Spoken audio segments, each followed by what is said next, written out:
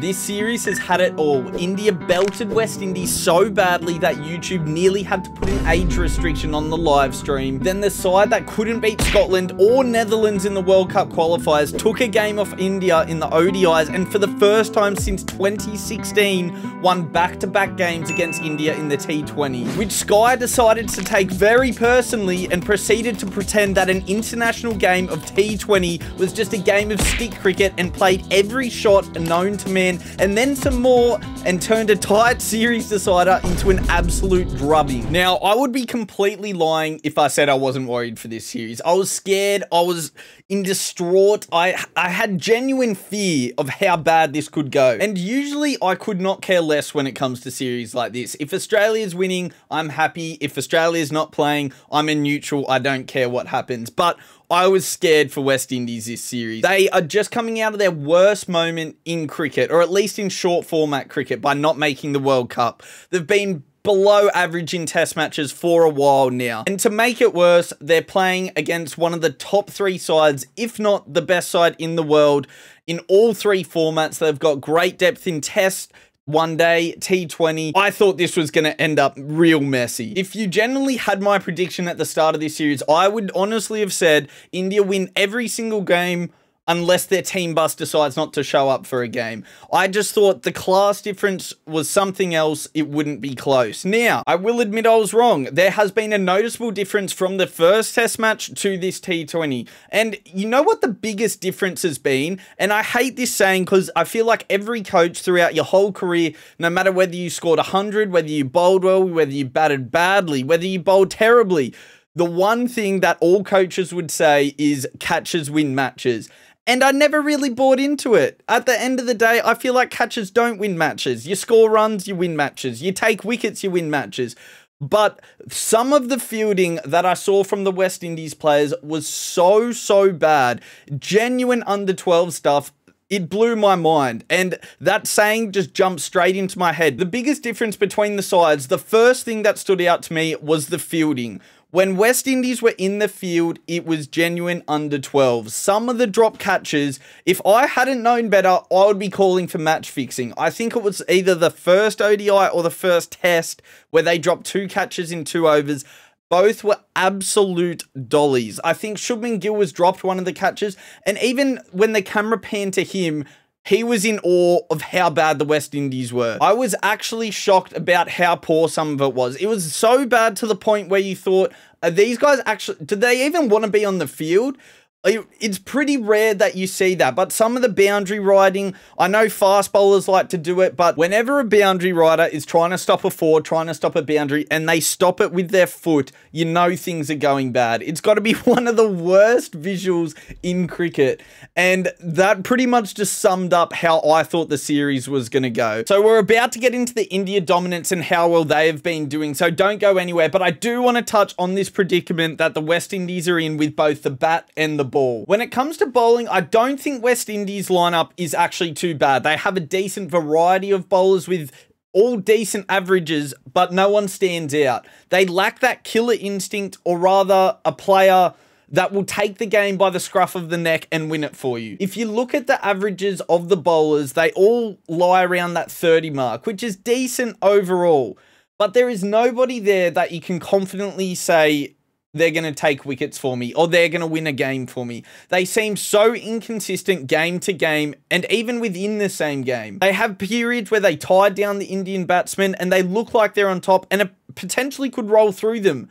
But then a few overs later, they also look like they could bowl for 100 overs and not take a wicket. I thought they did a great job in the first 2 T20s by taking wickets at regular intervals and keeping India to low scores. And they started off the third T20 really well as well. But as soon as they lose momentum and the game starts slipping from them, they just seem to lose their cool. They can't bowl to their plans anymore. They really succumb to the pressure. But overall, I think they did pretty well, but they just seem to lack that killer instinct, that bowler to get them over the line, to take those extra couple of wickets when things aren't going their way. It seems as soon as they lose momentum, they lose the game. And when it comes to the West Indian batting department, the less said, the better. West Indies, they just always look like they're 2 good balls away from collapsing. And more often than not, that's what happened. I've been complaining about Australia's lack of ability to bat through tough situations, to bat through tough periods. So I cannot imagine what it would be like to be a West Indies cricket fan, because every single game, no matter what format it is, they seem to collapse. They just can't seem to take advantages of good positions. So many times, a West Indian batsman has played really well, really confidently, really solidly for 20 odd, and then just thrown their wicket away. A perfect example would be King today. He was going along really well, 42, a runner ball, starting to pick up the scoring and looking really good. The commentators have just said how well he's batting, and he lobs a wide one straight back to the bowler and gets out. The commentators love to harp on about temperament and patience, and these words actually could not be more true for this side. You could actually hear the frustration in their voice as some of those wickets went away. And I actually do not blame them. This side, without fail, loses wickets in bunches and throws away good starts. And it's actually more evident in tests where they have to bat longer periods. They just cannot seem to hold an innings together. And even in the 2020s, it seems like the match awareness and the understanding of the situation isn't quite there. I think overall there's just a little bit of a lack of talent, a lack of someone that can play that innings, that holds down one end. They seem to have a team of really big hitters, but no one that can actually bat out an inning. And my only other complaint is to stop smiling when you get dismissed. It's like half these players didn't play any grade cricket. It's one thing to not be good enough at the game, you get out, whatever. But it's another thing to accept that you're not good enough. The number one rule in cricket is to pretend that you're better than what you are. And I didn't see anywhere near enough of that. There was no glove throwing, there was no angry faces, there was no swearing. I think even Hetmeyer actually at one point was smiling as he walked off the field. And in my head, I'm like, at least give off the vibe that you were robbed of a big score. At least pretend that you were on for 100 and you really unluckily got out. You can't smile as you walk off the field. You can't accept defeat like that. You got to pretend that you're good enough. You got to pretend that you're on for a big score, and there wasn't enough of that. So we get to India, and to be honest, I have no idea what to say about them because I'm purely confused. I actually have no idea if they're playing well or not. Half the reason is because they are playing a below average side, but they also have just had such a mixed bag of form and changed their team so many times that it feels wrong and it feels weird to give a proper analysis or a proper judgment on how they're doing, because no one's really stood out in this series, but at the same time, no one's actually done that bad, and there has just been so many changes. But one thing that I have really liked, and you probably won't catch me saying this too much, but the selection policy from India has been really good for me. I think it's great that they're testing out new players, they're testing out different players, and to be honest, there isn't a better time. You're playing against a weaker side. You're about to come up to a World Cup. I think it's really smart that they're trying out different players and seeing who's working, who's not. So for my heroes and villains, there has been a couple of standout players for me, and Ishan Kishan looks like a great player and has not only kept really well throughout the series, but I think he's been in one of India's best batsmen as well. He's scoring freely, he's playing with confidence, which is great for a young player. The only problem now is that the selectors have to try and pick a keeper for the World Cup. I saw a few articles on this, and it's looking like at the moment they're going to try keep KL Rahul if he is fit and play him. But Kishan has probably cemented himself as the backup keeper over Sampson, which is a massive achievement in itself. He's now also got a couple of tests under his belt, and he looks like he's going to have a massive future in all three formats. I know he's played T20 and ODI a fair bit, and he's brand new to the test side, but he looks like an all-format player, and he's still so young as well. Jaiswal is another player that's done well, and he did exactly as I expected him to. He took full advantage of some average bowling, and he scored big. And yes, it's easy to say it's not that hard to score against weaker side. It's not a true reflection of how good he is, but the manner in which he scored his runs was really impressive. He has the ability to play slow and wait for his ball, but then he also has the ability to push the run rate and put the pressure back on the bowlers when he feels like it's time to. His record in all three formats is absolutely outstanding, and it really shows in him as a player because he is so versatile. I honestly think he has the potential to be world class. And so far, he has done literally everything right. He has taken every step right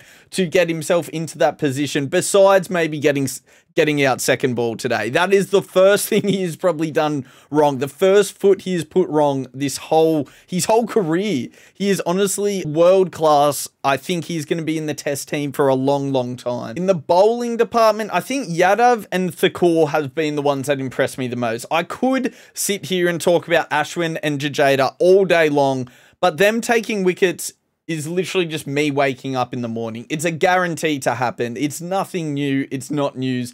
Just another day in paradise. But Thakur has been so good in the one-dayers. His ability to tie down a batsman and just bowl on a spot until they get themselves out is unreal. He is almost like an English bowler in that sense. He's not particularly fast, but he can just put it on a spot for hours until you're forced to make a stupid error. I think he is another player that goes under the radar a lot, but I think he is going to be essential and a massive part of India's World Cup run. The only player that you could say has been a slight letdown is Gill. And even then, he scored the second most runs in the ODIs.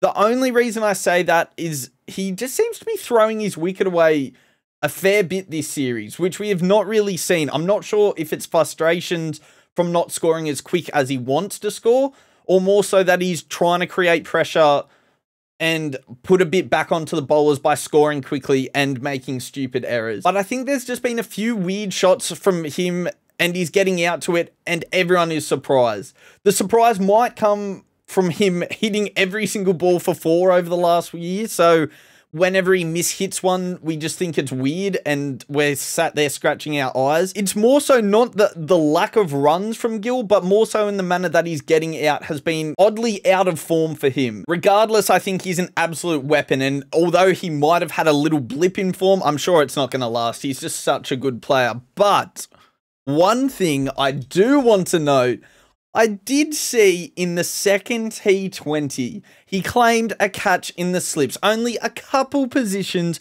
from where Cam Green had caught him in the World Test Championship final. And it's a funny game, the power of hindsight, because I remember when Green claimed the catch, Gill wasn't very happy about it. Actually, he was so unhappy that he took it to Instagram to share his thoughts. And only a month later, he is in the exact same position, confidently claiming a catch, which this one definitely bounced. But it's funny how the world works, isn't it? Only a month ago, Gill was giving it to Green or giving it to the umpires, and here he is claiming a catch only a month later. I just find that a little bit funny and a slightly hypocritical from Gill there. Overall, it's pretty hard to analyze and take too much away from this series because there has been so many changes to this Indian side. It's not the strongest West Indian side you'll see ever. But either way, we have a tight series and I'm all for it. So we'll see you next game. Peace out.